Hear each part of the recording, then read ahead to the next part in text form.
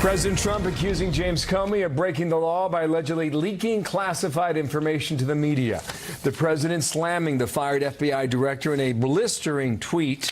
It reads the following way: James Comey's memos are classified. I did not declassify them. They belong to our government.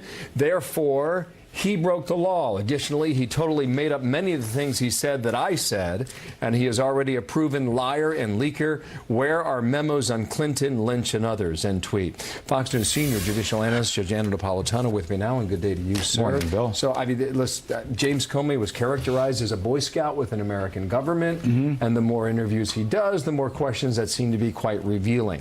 With regard to that specific allegation, whether or not he broke the law. The president's allegations? Yeah. What do you think? Did he?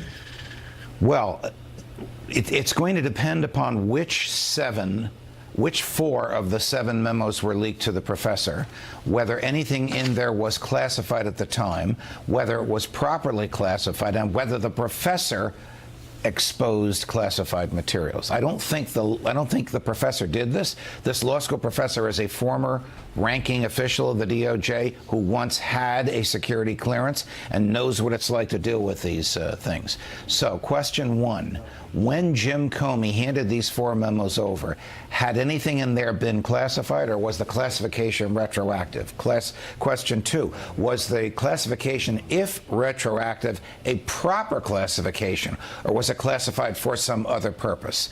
Question 3, was anybody harmed by Jim Comey passing those memos on to the professor? That's what the government is interested in before they decide. I got to write this stuff down.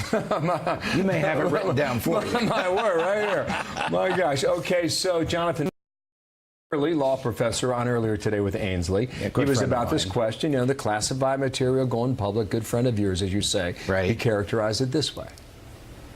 He certainly did violate the rules of the FBI. This was not some type of personal diary, as so many in the media portrayed it as.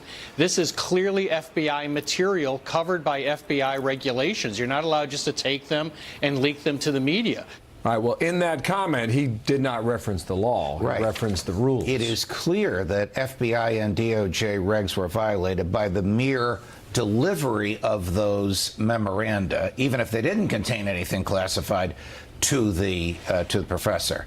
So the professor friend of Comey's, this professor, Jonathan Turley, is correct there.